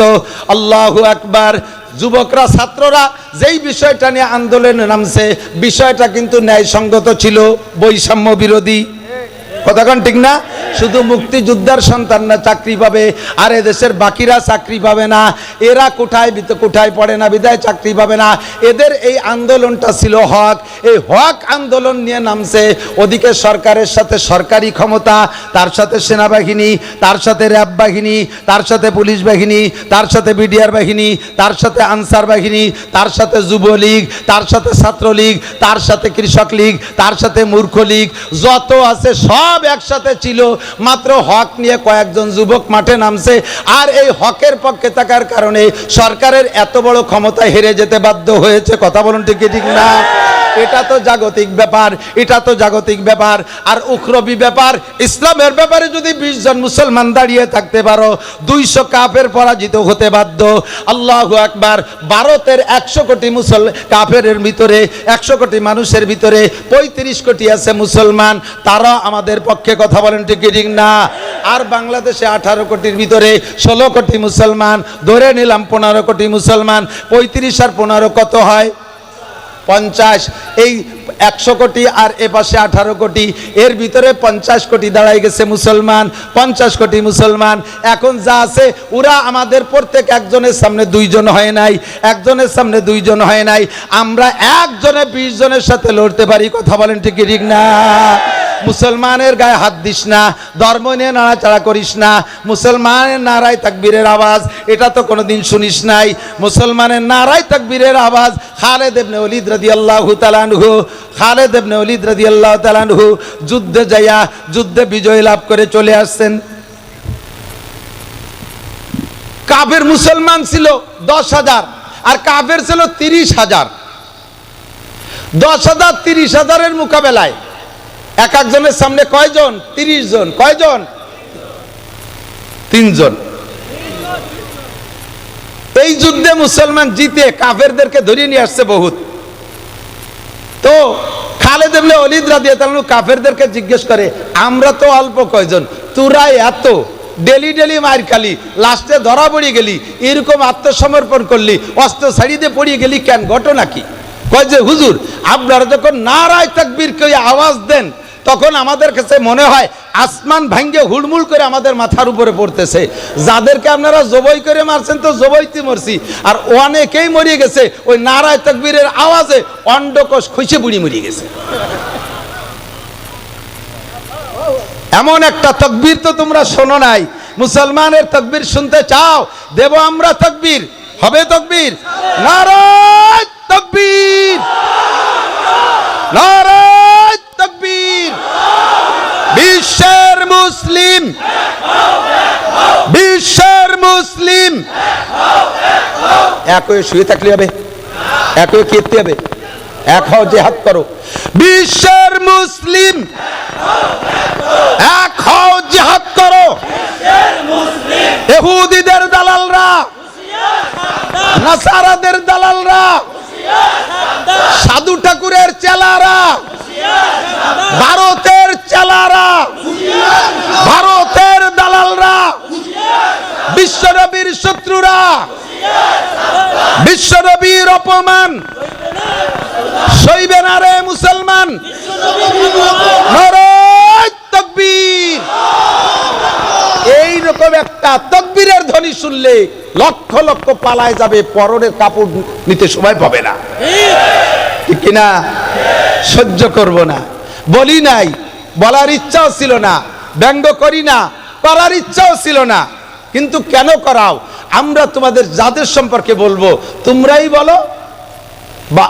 আরবের আরবওয়ালারা মূর্তিরা আরবিতে কয় সনাম, কি বলে? সনাম। এই সনাম পূজারী একজন, অনেক বয়স, 100-র উপরে বয়স, একটানা 80 বছর পর্যন্ত সে তার প্রতিজ্ঞা ছিল, আমি যেখানে যাব সনামকে সাথে রাখবো, সনামরে পূজা করব, সনামের জিকির জপ। আমরা জিকির করি আল্লাহ, বলেন আল্লাহ আল্লাহ, আল্লাহু আল্লাহ, আল্লাহ আল্লাহ, আল্লাহু আল্লাহ, আল্লাহ আল্লাহ, আল্লাহু আল্লাহ। সমাদ সমাদ, বলেন সমাদ সমাদ সমাদ সমাদ। কার নাম? আল্লাহর নাম। কুল হু আল্লাহু আহাদ, তারপরে আল্লাহু সমাদ, সমাদ আল্লাহর নাম। উন্ডা আরবিতে ওনাদের মূর্তি রেখে সনাম। এই সনাম রে গাড়ে করে চলাফেরা করে সব জায়গায়। এক জায়গায় যাইয়া ওর পেশাব আইছে সনাম রে, সনামের কাছে তো মুনাজাত করে, এটা দাও, ওইটা দাও, সেটা দাও, সব চায়। লক্ষ্মীর কাছে অর্থ চায়, লক্ষ্মীর পেটের মধ্যে খালি খেয়ার, ও কি সাইডে ভয় সব তৈরি করে। সরস্বতীর কাছে বিদ্যা চায়, সে নিজেও তো জীবনে কোনোদিন এক লাইন স্কুলই পড়ে নাই, কথা কন না কেন? দুর্গার কাছে ক্ষমতা চায়, সে দুর্গার ক্ষমতা কি? রাস্তায় দাঁড়ায় তুলি বেড়া কুত্তো, তার নাক মুখ বেড়ে স্প্রে করে সুজায়, সে কুত্তো খেদানোর ক্ষমতা রাখে না, ঠিক কি ঠিক না? তার কাছে ক্ষমতা চায়, তো ক্ষমতা পাবা কার কাছে? ওই ভদ্রলোক এই সব তো ওই সনামের কাছে চায়। আজকে ওর রাস্তায় চলার পথে সনাম তো গাড়েই রয়েছে, সনাম রে রাইকে পেশাব করতে গেছে, তো সনাম রে রাস্তার পাশে পেশাব করতে গেছে, দেখে দূরিতে পেশাবের ভিতরে ফস ফস ফস ফস শব্দ আসতেছে, ওর পেশাব ছাড়াও পিছনে একটা শব্দ, দেখে যে কুত্তো সেই সনামের আগাগুলা স্প্রে করে দিছে। ও তো ওই পেশাবের মধ্যেই রেগে গেছে, আইসা সনামের ঠ্যাং দইরিয়া জমা দাম পাথরের সাথে বাড়ি, তোরে শেষ করে ফেলাই দেব বদমায়েশ। আমার জীবনের সব প্রতিরক্ষার দায়িত্ব তোরে দিয়েছিলাম, তুই আমারে পাহারাদারি করবি, তুই আমারে বাঁচাবি, তুই আমারে হেফাজত করবি। তোর কি ক্ষমতা আছে? তোর সারা গা গোসল করাই দিছে কুত্তই মুতিয়ে, তাই তুই ঠেয়াতে পারলি না, আর তুই আমারে কি উপকার করবি? কথা বলেন ঠিক ঠিক না? রাগিয়ে গেছে, বাড়ই দৌড়ে হাত পা ভাঙ্গে, তারপরও মহব্বত তো একবারে শেষ করা যায় না। এরে নিয়ে আবারও জিকির করতে করতে যাইতেছে, তো সনাম রে নিয়ে সামনে বসে জিকির করতে করতে হঠাৎ মুখ থেকে বেরোয় গেছে সমাদ। কি বেরোইছে? সমাদ। এই সনাম রে 80 বছর ডাকছে, সনামে জবাব দেয় না। আর সনাম রে ডাকতে যে সমাদ মুখ দিয়ে বেরোয় গেছে, উপরে সমাজ জবাব দেয়, লব্বাইক আল্লাহ, লব্বাইক ইয়া আবদি, লব্বাইক ইয়া আবদি, হে আমার বান্দা তুমি আমারে কেন ডাকলা? কন্না আল্লাহু আকবার। তুমি আমারে কেন ডাকলা? এমন একটা আওয়াজ উপর থেকে আসছে, মানুষের কণ্ঠের সাথে মেলে না, দুনিয়ার কোনো প্রাণীর কণ্ঠের সাথে মেলে না। একটা অপরিচিত কণ্ঠ উপর থেকে জবাব আসলো, ইয়া আব্দিলি মা দাওতানি, বান্দা তুমি আরে কি মনে করে ডাকলা? ওর ভিতরে একটা পরিবর্তন এসে গেছে মুহূর্তের ভিতরে। আরে যারে জীবন ভরে সামনে রাইখা সনাম করে জিকির করলাম 80টা বছর, কোনোদিন আমারে জবাব দিল না, কোনোদিন আমারে জবাব দিল না। আর যারে ডাকি নাই তারে মনেও করে ডাকি নাই, বেসাকটা ভুল করমে জবান থেকে সনাম কইতে যে সমাদ বেরোয় গেল, আর সেই সমাদ আমার ডাকে সাড়া দিল। কাজেই সনাম আমার কেউ না, সমাদ আমার সব। আল্লাহ আমার রব, বলেন ওই রবই আমার সব। আল্লাহ আমার রব, ওই রবি আমার সব। সমাদ আমার রব, সমাদ আমার সব। ঠিক কি ঠিক না? বলি নাই করে দিন নীরবে পূজা পাঠ করে গেছো, সরকার বাহাদুর তোমাদেরকে সব কিছু বেশি দিয়েছে। আরে আমরা এই গ্যাঞ্জামের ভিতরে, বাংলাদেশের গ্যাঞ্জামের ভিতরে দেখেন উরাই বড় বেকায়দা। নিজেদের মূর্তি নিজেরা ভাঙ্গে, নিজেদের মন্দির নিজেরাই আগুন জ্বালাই দিয়া, স্থানীয় মুসলমান যুবকদের উপরে দোষটা চাপাই দিয়া এই দেশের মুসলমানদেরকে মাইর খাওয়াইছে। কথা বলেন ঠিক ঠিক না? এই কৌশল যাতে ব্যবহার করতে না পারে, আবার একটা গ্যাঞ্জাম না লাগাই দিতে পারে, এই জন্যই এই সরকার পতনের মুহূর্তে মাদ্রাসার ছেলেরা, স্কুল কলেজের ছেলেরা, ধর্মপ্রাণ মুসলমানরা, শাসনতন্ত্রের যুবকরা মন্দির পাহারা দিয়েছে। আপনারা জানেন কি জানেন না? মন্দির পাহারা দিয়েছে। আমরা এত খেদমত তোমাদের করি, আর তোমরা আমার নবীর সম্পর্কে এমন আচরণ করলে, এমন আচরণ করলে। এখনই যদি, আগামীকাল যদি কি বলা হয়, সমাবেশ ডাকা হয়, প্রতিবাদ সমাবেশ ডাকা হয়, আপনারা সকলে উপস্থিত হইতে পারবেন তো ইনশাআল্লাহ? যাইতে পারবেন তো ইনশাআল্লাহ? কাজের বাহানা দেবেন, কাজের বাহানা দেবেন। নবী না আসলে আপনি দুনিয়া আসতে পারতেন না, আপনার সব কাজ পড়ে থাকতো, আপনি কিছুই করতে পারতেন না। নবী আসার কারণে আপনার জন্ম হয়েছে। ও দোস্ত, আমার নবীর অপমান এইটা আমরা সইতে, এবং স্মারক লিপি দেবো আমরা ডিসি মহোদয়ের কাছে, প্রেস ক্লাবের কাছে। রসুলের আশেক যারা আছেন, আশেকে রসুল যারা আছেন, খালি জিলাপি খাওয়া আশেক না, 12ই রবিউল আউয়ালে জশ্নে জুলুস করা আশেক না, আরে মিছিল দেওয়া আশেক না। অরিজিনাল আশেকে রসুল যারা আছেন, রক্ত দিয়ে হলেও, জীবন দিয়ে হলেও, পায়ে হেঁটে হলেও আগামীকাল গোপালগঞ্জ যাওয়ার চেষ্টা করা যাবে তো ইনশাআল্লাহ? বেশ কিছুদিন আগে, আরো বেশ কয়েক যুগ আগে, ভারতের ভিতরে আর এক বদমায়েশ ঠাকুর আমার নবীর নামে রঙ্গিলায় রসুল বই লেখছে। রঙ্গিলায় রসুল, এর ভিতরে নবীর অনেক কটূক্তি করছে। ভারতের এক যুবক, মাদ্রাসার ছাত্র না, তবলিগের কোনো আমির না, ইসলামী শাসনতন্ত্রে ইসলামী কোনো দলের যুবক না, এ আমার কলেজের যুবক, আমার স্কুলের যুবক, আমার জেনারেল স্টুডেন্ট। তোদের মধ্যে থেকে একটা যুবক, সে তরবারি একটা চাদরের মধ্যে পেঁচাই নিয়ে ঠাকুরের গেটে যে বলছে, অমুক ঠাকুর কোথায়? বললো যে ভিতরে। কেন, কি খবর? তার সাথে আমার সাক্ষাৎ আছে। বলেন আগে কি সাক্ষাৎ? বলে না, দরকার আছে, আগে সাক্ষাৎ করতে দেন। ভিতরে চলে গেছে, যার অনুমতি দিয়েছে, যাই সামনে বসে বলছে, এই তুই আমার নবীর সম্পর্কে এই গুস্তাখি আলোচনা তুই করেছিস? আমার নবীর সম্পর্কে এই তুই লিখছিস? সে জানে যে আমরা ভারতের মহাশক্তি, আমরা ভারতের মানুষ, আমাদের সামনে আবার কে আসে? আর গেটে তো আমার পাইক পেয়াদা আছেই। ও বলছে, হ্যাঁ লিখেছি, তোমার নবী এই দোষে দোষী, তোমার নবী চরিত্রহীন ছিল, তোমার নবীর শরিয়াতে 4টে বিয়ে করার অনুমতি আছে, কোরআনে বলছে, আর তোমার নবী 9টা স্ত্রী ব্যবহার করেছে, তোমার নবী শরিয়াত বিরোধী কাম করেছে। জোরে কন্যা নাউজুবিল্লাহ। বলার সাথে সাথে একে কোপে গর্দান আলাদা করে দিয়েছে।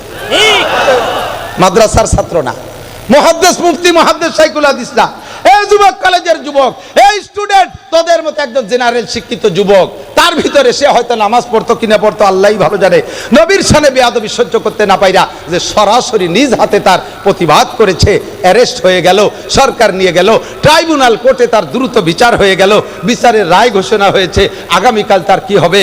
ফাঁসি হবে, আগামীকাল ফাঁসি হবে। ফাঁসির সংবাদ এর কাছে যদি আসে, ও কান্দে না হাসে? এই আপনাদেরকে ফাঁসির হুকুম হলে হাসবেন না কানবেন? কানবে না? পাগল হয়ে যাবে না?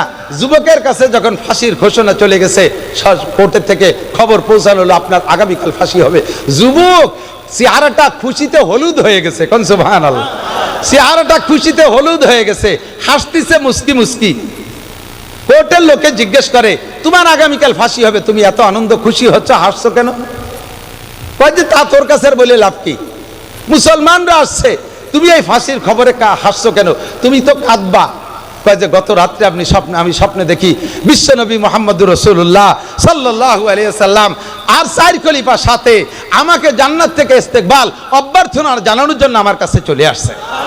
আমাকে নবী পাক হাত ছাড়ি দিয়ে বলছে, তুমি চলে আসো, কালকে আমার সাথে একসাথে জান্নাতে থাকবা। আমার একটা জীবন চলে গেলে আমার দুনিয়ার সব সাথ শেষ, আমি নবী পাকের সাথে জান্নাতে থাকবো, আমার নবীর সাথে জান্নাতে থাকবো। মাররা মিনকুম মুনকারান ফালইয়ুগাইরু বিয়াদিহি, যদি ইসলাম বিরোধী কোনো কিছু দেখো, শক্তি থাকলে হাত দিয়ে প্রতিবাদ করো। কথা বলেন ঠিক কি ঠিক না? ফাইল্লাম ইস্তাতিফা বিলিসানি, না পারলে কমপক্ষে জবান দিয়ে একটু বলো। ফাইল্লাম ইস্তাতিফা বিকলবিহি, জবানও যদি না খুলতে পারো, অন্তরে ঘৃণা করো। অন্তরে ঘৃণা করাকে বলছে আযাফুল ঈমান। এটি ঈমানের সবচেয়ে দুর্বল পয়েন্ট। আমরা অত দুর্বল না, আমরা এখনো জবান তো চালাইতে পারি। কথা বলেন ঠিক ঠিক না? আর হাত চালানোতে সমস্যা, হাত চালানোতে সমস্যা। একটু হাত খোলেন। আফগানিস্তানের মানুষ মুসলমানরা কয়েক মোল্লা মাত্র 42টে, মাশাআল্লাহ হাত নামান, 42টে শক্তিধর দেশ সমন্বয়ে এই বাহিনীর নাম ছিল ন্যাটো। মুল্লারা সায়েন্স পড়ে নাই, বিজ্ঞান পড়ে নাই, বোমা বানাইতে পারে না, রাইফেল বানাইতে পারে না, কোনো অস্ত্র বানাতে পারে না। চায়নার থেকে কিছু পাইছে, রাইফেল বন্দুক, তার নাম হলো ক্লাসিনকভ। এই ক্লাসিনকভ দিয়ে বিদেশের 42টে রাষ্ট্র শক্তিশালী দেশের সমস্ত সমরাস্ত্রকে একেবারে কেড়ে রেখে দিয়া 8,000 মার্কিন ডলার, 8,000 কোটি মার্কিন ডলারের অস্ত্র কেড়ে রেখে দিয়ে তাদেরকে খালি হাতে জুতোর মালা গলায় দিয়া তাদের পরনের পাশায় প্যান্টও পরতে সুযোগ পায় নাই, এভাবে তারা পালায় চলে গেছে মুল্লাদের ধাওয়ায়। কাজেই আমাদের হাত গুটিয়ে রাখার সুযোগ সময় নাই। কথা বলেন ঠিক ঠিক না? ফিলিস্তিনের 40 লক্ষ, ফিলিস্তিনের কি বলা হয় 23 লক্ষ মানুষ, 23 লক্ষ মানুষ গাজার ভিতরে। তাদের ভূমি আয়তন কতটুক জানেন? কাশিয়ানি থানা অথবা আল বলমারি থানা পরিমাণ, 42 কিলোমিটার লম্বা আর 12 কিলোমিটার চওড়া। বলেন তো কতটুক জায়গা? আমার মনে হয় 2-3টে ইউনিয়নের জায়গা, ঠিক না? এই জায়গার সাথে এই কয়েকজন সাধারণ পাবলিকের সাথে আমেরিকা লড়তেছে। ইসরায়েল তো ফেসে, অস্ত্র দিচ্ছে কে? আমেরিকা দিচ্ছে, ব্রিটেন দিচ্ছে, যুক্তরাজ্য দিচ্ছে, পশ্চিমারা সবাই তাদেরকে অস্ত্র দিচ্ছে। একটা বছর পর্যন্ত মুজাহিদদেরকে হারাইতে পারে নাই। এ কাফেরের দল, ইহুদ নাসারার দল, জেনে নে, আমার নবীর সৈনিকদেরকে খেপাস না। যদি খেপে যায় বিশ্ব মুসলিম, ইনশাআল্লাহ এই পৃথিবীতে তোরা পা রাখার জায়গা পাবি না। কথা বলেন ঠিক ঠিক না? প্রস্তুত আছেন তো ইনশাআল্লাহ? প্রস্তুত আছেন তো ইনশাআল্লাহ? আমার বয়ান সময় শেষ, এরপরে আসবে ইশার আজান হবে, নামাজ হবে। একজন মানুষ যদি আজকে এখান থেকে নামাজ ছাড়া উঠে চলে যাও যুবক, তাহলে প্রমাণ হবে তুমি মুহাম্মদুর রাসূলুল্লাহর সঠিক সৈনিক নও, তুমি মিথ্যাবাদী। এখানে অনার্থক হাত জাগাইছো রসুলের সৈনিক হিসেবে প্রমাণ দিতে। অজু বানায় এই জামাতের সাথে, বড় জামাতের সাথে নামাজ হবে। নামাজের পরে মিজানুর রহমান ফরিদি, একজন উঠবেন না, আমার কথা আছে, একজন উঠবেন না। মিজানুর রহমান ফরিদি, অবশেষে আরিফ বিন হাবিব সাহেব, আমার বাংলাদেশের বর্তমানে আল্লামা হিসেবে যাকে বলা যায়, একবার তাজা কোরআন হাদিসের রেফারেন্স দিয়ে বয়ান করবে। আমরা শেষ পর্যন্ত শুনবো, থাকবো তো ইনশাআল্লাহ? বেয়াদবি মোটে করবো না। আমরা ইনশাআল্লাহ প্রস্তুত থাকি। আল্লাহ তাআলা আমাদেরকে এই জিহাদের ময়দানে শরীক হওয়ার তৌফিক দান করে, বলেন আমিন। আগামীকাল গোপালগঞ্জের এই